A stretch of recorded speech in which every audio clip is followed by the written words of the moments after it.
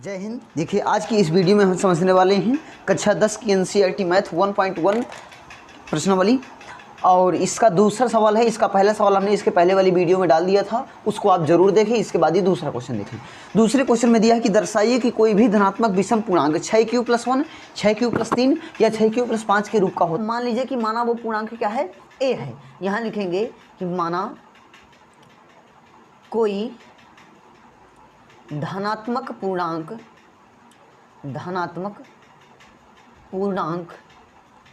a है। मान लिया कि कोई भी धनात्मक पूर्णांक जो है a है, जो 6q+1 या 6q+3 या 6q+5 के रूप का होता है। अब a बराबर होता क्या है, यूक्लिड विभाजन प्रमेयिका में जाइए। यूक्लिड विभाजन प्रमेयिका से क्या होता है, a बराबर bq प्लस का r होता है। जहाँ जो r है, जो शेषफल है, या तो ये 0 के बराबर होगा या फिर 0 से बड़ा होगा, लेकिन ये हमेशा के लिए b से छोटा होगा। अब ये b और q ये आया कैसे है, देखिए, यदि हम किसी संख्या का भाग करते हैं किसी संख्या में, तो जो यहाँ होता है वो कहलाता है भाजक, और जो यहाँ बीच में लिखा होता है वो होता है भाज्य, और जो यहाँ होता है वो होता है भागफल। जो लास्ट में बच जाता है वो शेषफल कहलाता है। एक सूत्र होता है भाज्य बराबर भाजक गुणे भागफल प्लस का शेषफल। अर्थात यदि हम भाज्य को निकालना चाहते हैं तो इसका गुणा करके इसको जोड़ देते हैं तो हमारा भाज्य निकल आता है। अगर हम भाज्य को a मान लें और इस भाजक को b और भागफल को q और इस शेषफल को r मान लें, तो भाज्य बराबर अर्थात a बराबर भाजक गुणे भागफल अर्थात b गुणे q प्लस का शेषफल प्लस का r हो जाता है। जहाँ ये जो शेषफल है ये हमेशा इस भाजक से छोटा होता है। ये लिखा है, ये r जो है लेस देन b, इस b से हमेशा छोटा होगा। लेकिन या तो ये कभी कभी 0 हो जाता है, इसका मतलब कि r का मान 0 के बराबर हो सकता है, और कभी कभी 0 से बड़ा भी होता है। इसका मतलब r is greater than 0। r जो है या तो 0 से बड़ा होगा या तो 0 के बराबर होगा। ये बड़ा वाला चिन्ह है, ये एक और लग गया, तो इसका मतलब बराबर भी और बड़ा भी। चलिए आगे चलते हैं।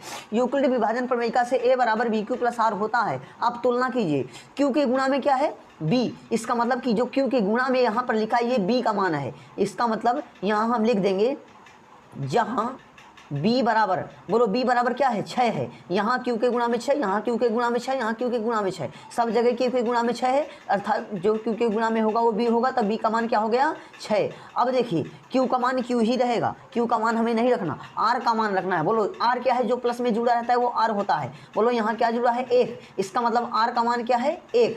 दोबारा में r का मान 3 हो जाएगा, क्योंकि इस बार इधर क्या जुड़ा है, 3 जुड़ा है। इसका मतलब एक बार r का मान 1, एक बार r का मान 3 और एक बार r का मान 5 हो जाएगा। अब देखिए तुरंत, बहुत सरल है।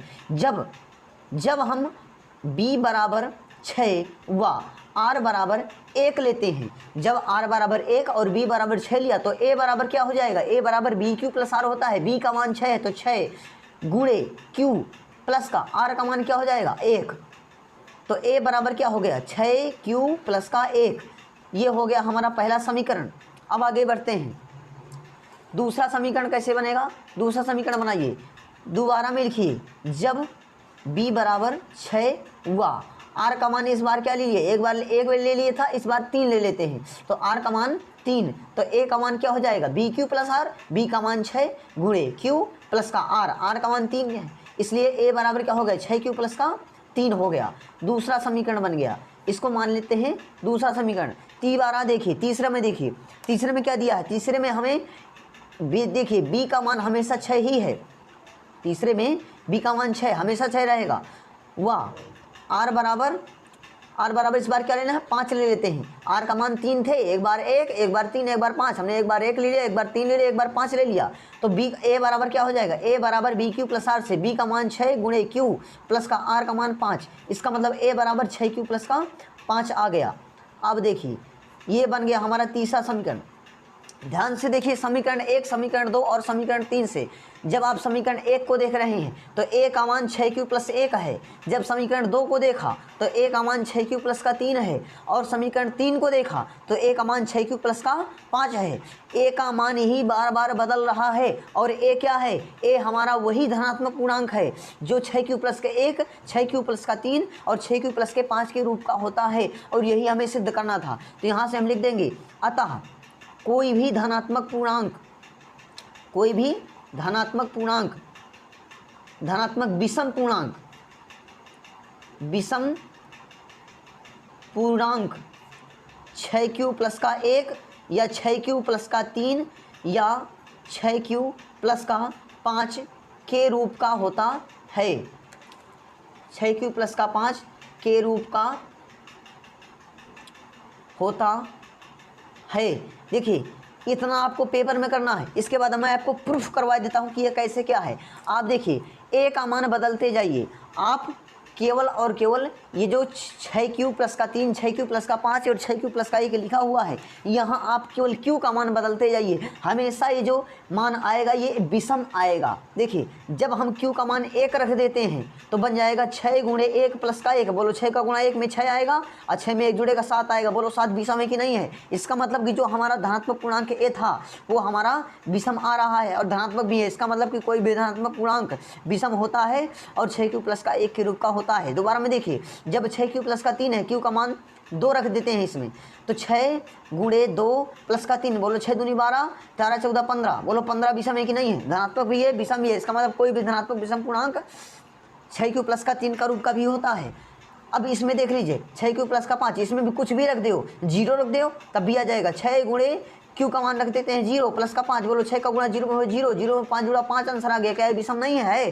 कुछ भी मान रख दो q का। इस बार इसमें 6q प्लस का 3, इसमें q का मान 2 रखा है, इसमें 1 रख के देख लो। 6 गुणे q का मान 1 प्लस का 3। बोलो क्या आएगा? 6 का नाम 6, 6 में 3 जुड़ा 9। क्या ये विषम नहीं है? विषम। इसमें देख लीजिए q का मान 1 रखा था, इसमें q का मान 0 रख करके देख लो। 6 गुणे q का मान 0 और प्लस का 1। बोलो 6 में गुणा 0 में हुआ 0, 0 में 1 जुड़ा 1। क्या ये विषम नहीं है? इसका मतलब कोई भी धनात्मक विषम पूर्णांक 6q प्लस 1, 6q प्लस के 3 या 6q प्लस के 5 के रूप का होता है। ये हमने सिद्ध कर दिया। इस तरह से आपको सिद्ध करना है। 3 समीकरण बना करके तीनों समीकरणों से दिखा देना। सबसे पहले मैंने बताया था आपको सीधे सीधे मान लेना कि माना वो धनात्मक पूर्णांक क्या है? a है। और यूक्लिड विभाजन प्रमेयिका से a का मान क्या होता है? bq प्लस r होता है। जहाँ जो r है वो 0 से छोटा, 0 से बड़ा या 0 के बराबर होगा, लेकिन b से हमेशा छोटा होगा। अब आपको तुलना कर लेनी है, यानी b का मान रख लेना है और r के मान रख लेने हैं। r के कई सारे मान आएंगे, b का एक ही मान आएगा, तो b का हर बार मान एक ही रखना है। जैसे इसमें 6 आया था तो हर बार b का मान 6 ही रखा।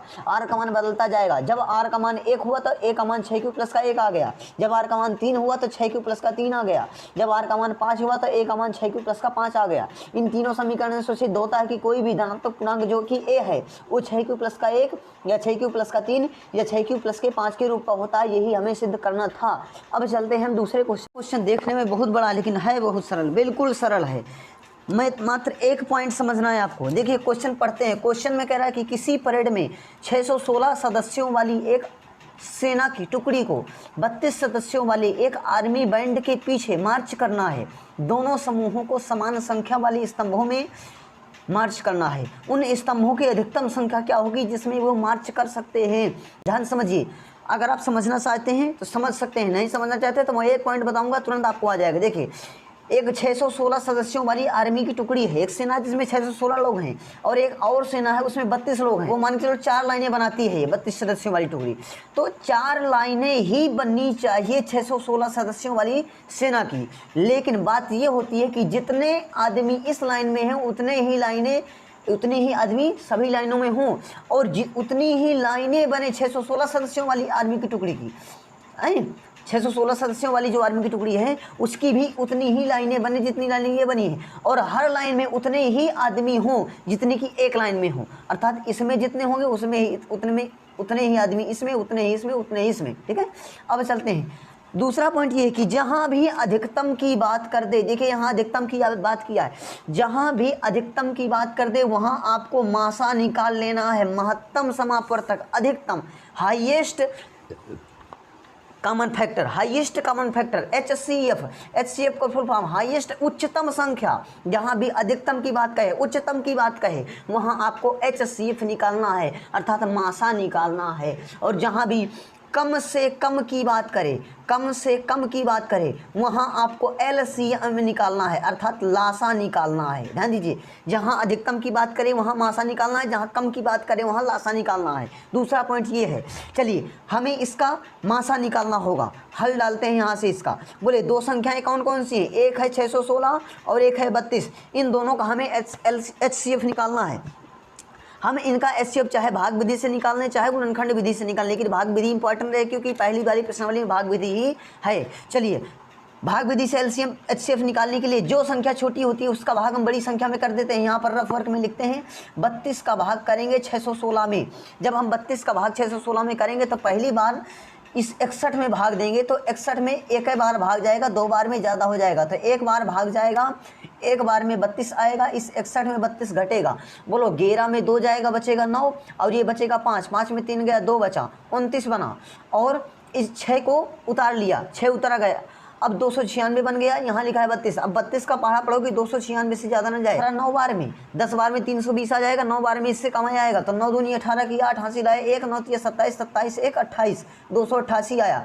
इस 6 में 8 घटेगा नहीं तो 16 में 8 घटाना पड़ेगा, 8 बचेगा, ये बचेगा 8, 8 में 8 गया 0, 2 में 2 गया 0, शेष फल 8 बच गया। मैंने कहा था कि यूक्लिड विभाजन प्रमेयिका से A बराबर BQ + R से सबसे पहले आपको ये जो भाज्य है हमारा, इस भाज्य को ऐसे लिख लेना है, फिर बराबर लगा देना है। जो भाजक और भागफल है उसका गुणा कर देना है, यानी 32 × 19 और जोड़ देना है आपको शेषफल को। दोबारा में यदि शेषफल 0 नहीं है तो पुनः उस शेषफल को हमें भाजक बनाना है। यहाँ से हमने 8 को, अब यहाँ पर इतनी जगह में कर लेते हैं, 8 को हमने भाजक बना लिया और भाज्य कौन बनेगा, जो पहले भाजक था 32 को भाज्य बना लिया। अब 8 का पहाड़ा पढ़ोगी 32 से ज़्यादा ना जाए, 8 दूनी 16, 8 3 24, 8 चौके 32, 4 बार में 32 आ जाता है, घट करके 0 आ जाएगा।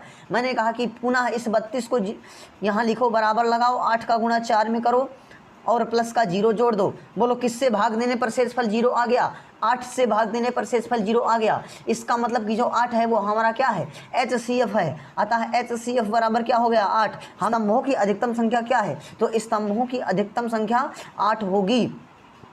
स्तंभों की अधिकतम संख्या 8 है। ये हमारा रफ वर्क था, इसको नहीं लिखना है, ये है आपका, कुछ नहीं करना, इसमें सिर्फ HCF निकालना है। चलिए अगले क्वेश्चन में, अगले क्वेश्चन आपको अगली वीडियो में मिलेंगे क्योंकि ये अगले जो 2 क्वेश्चन हैं ये बिल्कुल एक ही तरह के हैं और इन्हें एक ही विधि से लगाया जाएगा। जैसे पहले हमें केवल ये सिद्ध करना था कि कोई भी धनात्मक विषम पूर्णांक या सम पूर्णांक इस रूप का होता है, लेकिन इसमें हमें सिद्ध करना कि कोई भी धनात्मक विषम पूर्णांक या सम पूर्णांक का वर्ग इस रूप का होता है। बस इसमें थोड़ा सा वर्ग या घन कर देना है, इसमें तुरंत आंसर निकल आएगा। इसको अगली वीडियो में हम करेंगे। अगली वीडियो हमारी प्लेलिस्ट में पड़ी है, आप प्लेलिस्ट में जा करके इसकी अगली वाली वीडियो देख लें। और वीडियो देखने के लिए आपको धन्यवाद। इस चैनल को सब्सक्राइब कर लीजिए ताकि इसी तरह की वीडियोज़ आपको आगे मिलती रहें। और वीडियो में कोई भी कमी या कोई भी कुछ ऐसा हो तो आप कमेंट करके हमें जरूर बताएं।